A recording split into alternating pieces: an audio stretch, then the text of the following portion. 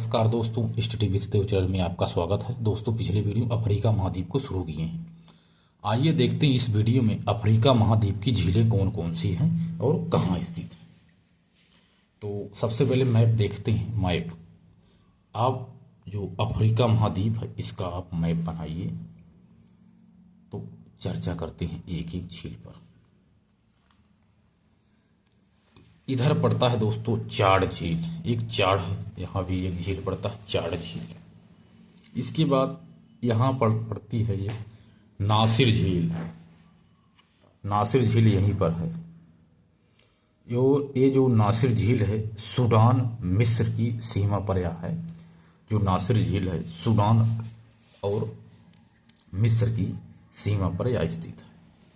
इसके बाद इधर है बेल्टा झील, घाना में एक बेल्टा झील स्थित है घाना में। इसके बाद इधर पड़ता है जो इधर ही सब पड़ते हैं। इधर एक है एल्बर्ट झील और एक है एडवर्ड झील, एक है क्यू झील। यदि एक है टंगानिका झील। यदि क्रम से देखा जाए उत्तर से दक्षिण के क्रम में तो सबसे पहले आता है एडवर्ड झील, तो एडवर्ड झील, इसके बाद क्यू झील, तब टंगानिका झील। इनका क्रम भी है दोस्तों। इसके बाद यहाँ भी एक पड़ता न्यासा या मलावी झील। यदि क्रम देखा जाए तो क्रम में यही पूछते हैं, एडवर्ड झील, एडवर्ड, सबसे पहले एडवर्ड, उसके बाद एडवर्ड, इसके बाद क्यू, इसके बाद टंगानिका झील आती है।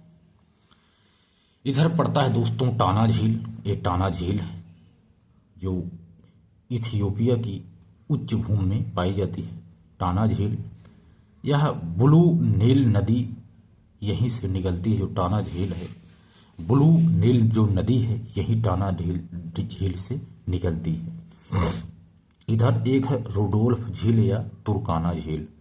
रुडोल्फ झील या तुर्काना झील यह इथियोपिया और केन्या की सीमा पर स्थित है। जो यह रुडोल्फ झील है या तुर्काना झील है, इथियोपिया और केन्या की सीमा पर यह रुडोल्फ झील स्थित है।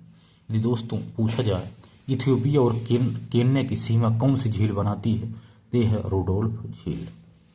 इसके बाद एक है अस्साल झील। ये अस्साल झील है, अफ्रीका की सबसे निचली झील यही है। अफ्रीका की सबसे निचली झील अस्साल झील है। इसके बाद इधर एक है विक्टोरिया झील। विक्टोरिया झील जो केन्या, तंजानिया, युगांडा सीमा पर स्थित है। जो विक्टोरिया झील है यह केन्या, तंजानिया और युगांडा सीमा पर स्थित है। विक्टोरिया झील केन्या, तंजानिया और युगांडा सीमा पर यह विक्टोरिया झील स्थित है। इधर आएंगे, इधर है रुकवा झील। ये रुकवा झील है। रुकवा झील जो है यह तंजानिया में पड़ती है। रुकवा झील, यहाँ से कोयले का खनन किया जाता है। जो तंजानिया की रुकवा झील है यहाँ से कोयले का खनन किया जाता है। यह न्यासा और या मलावी झील यही है। इधर हमने बताया दोस्तों यह टंगानिका झील। यह कांगो, तंजानिया और जाम्बिया आदि बुरुंडी आदि सीमा, 4 देशों की सीमा यह लगाती है। जो टंगानिका झील कांगो, तंजानिया, जाम्बिया, बुरुंडी सीमा पर यह स्थित है टंगानिका झील। एक है करीब झील। करीब झील, जो करीब झील है यह जिम्बाब्वे और जाम्बिया की सीमा पर स्थित है। करीबा झील जो है करीब झील, करीबा झील आप बोलो ज़्यादा सही है। करीबा झील जिम्बाब्वे और जाम्बिया की सीमा पर करीबा झील स्थित है। तो जो झीलें हैं अफ्रीका महाद्वीप की झीलें, दो तरह से झीलें यहाँ पर पाई जाती हैं। एक है ग्रेट जो भ्रंश घाटी की झीलें हैं तथा कुछ अन्य झीलें। जो ग्रेट और भ्रंश झीलें हैं ये हैं उत्तर से दक्षिण के क्रम में। हमने बताया दोस्तों, आप देखिए सबसे पहले आप रुडोल्फ ले लीजिए। रुडोल्फ, जो रुडोल्फ झील है इसको आप ले लीजिए। यह है उत्तर से दक्षिण के क्रम में। यहाँ पर एक झील है रुडोल्फ जो झील है यह तुर्काना झील है। यह सबसे उत्तर में है, एल्बर्ट से भी उत्तर में है। जो रुडोल्फ है एल्बर्ट से भी उत्तर में है, लेकिन यहाँ हमने कर दिया है, यहाँ मतलब ऐसे यहाँ नीचे लग रहा है, लेकिन सबसे उत्तर में यह रुडोल्फ झील स्थित है दोस्तों। तो उत्तर से दक्षिण क्रम में सबसे पहले रुडोल्फ झील, इसके बाद एल्बर्ट, फिर एडवर्ड, फिर क्यू, फिर टंगानिका, फिर न्यासा या मलावी। तो दोस्तों हमने लगभग 6 झीलों को देखा जो ग्रेट भ्रंश घाटी की झीलें हैं। ग्रेट भ्रंश घाटी की झीलें हैं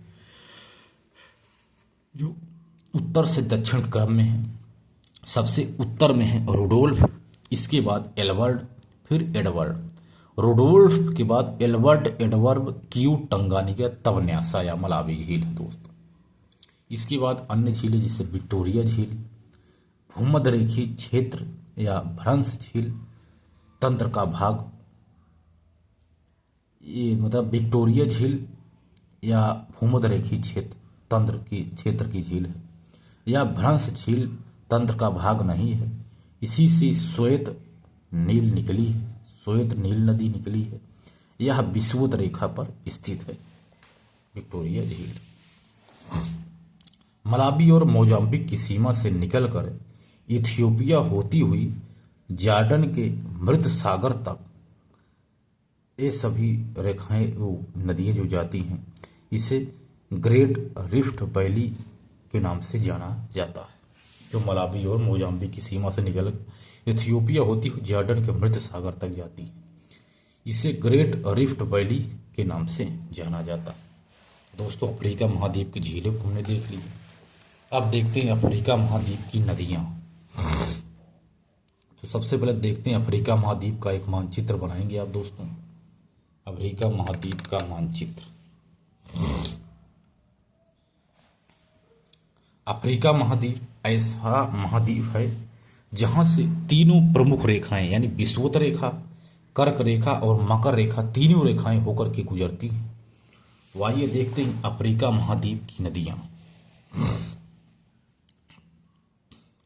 एक नदी है जिसे कहते हैं नाइजर नदी। यह नदी आकर के इधर गिर जाती है, नई नाइजर नदी है। यह पाम आयल रिवर है। पाम आयल रिवर के नाम से नाइजर नदी को जाना जाता है। एक है बोल्टा नदी जो यहाँ पड़ती है, बोल्टा नदी। एक है सेनेगल नदी, यह कर्क रेखा की तरफ जा रही है, सेनेगल नदी। एक है बोल्टा नदी। नाइजर नदी जो हो नाइजीरिया की पाम आयल नदी के नाम से इसे जाना जाते हैं। इसके बाद एक नदी है, ये नदी है, यहाँ से एक नदी निकलती है वाइट नील नदी, यहाँ पहुँचती है खार्तूम में। इसके बाद यहाँ ब्लू नील नदी आकर के मिलती है। इन दोनों को मिलाकर नील नदी के नाम से इसे जाना गया। यह आकर नील नदी इधर निकल जाती है। यह नील नदी सबसे लंबी नदी है। असवान बांध मिस्र में बना है नील नदी पर। नील नदी पर एक असवान बांध बना है मिस्र में। यह विश्व की सबसे लंबी नदी यही है, नील नदी। इसके बाद एक नदी है जो विषुवत रेखा को 2 बार काटती है। इसे कहते हैं कांगो जायरी नदी। कांगो जायरी नदी विषुवत रेखा को 2 बार काटती, इधर से एक बार काटती हुई ऊपर जाती, फिर नीचे आकर के काटती हुई कांगो जायरी नदी है जो विषुवत रेखा को 2 बार काटती है। इंगा बांध, कांगो नदी पर इंगा बांध बना हुआ है। सर्वाधिक जल ढोने वाली यह नदी है कांगो जायरी नदी। अफ्रीका महाद्वीप की सर्वाधिक जल ढोने वाली नदी यही है, कांगो जायरी नदी। यह कांगो जायरी नदी हीरे के लिए प्रसिद्ध है। विषुवत रेखा को यह 2 बार काटती है कांगो जायरी नदी। इसके बाद एक है जाम्बेजी नदी। ये जाम्बेजी नदी है। जाम्बेजी नदी जिम्बाब्वे और जाम्बिया की सीमा पर स्थित है। जिम्बाब्वे नदी, जिम्बाब्वे और जाम्बिया की सीमा पर जाम्बेजी नदी स्थित है। जाम्बेजी नदी पर करीब बांध स्थित है, करीबा बांध स्थित है। विक्टोरिया जलप्रपात जाम्बेजी नदी पर ही स्थित है। इसके बाद ये पड़ता है मकर रेखा दोस्तों।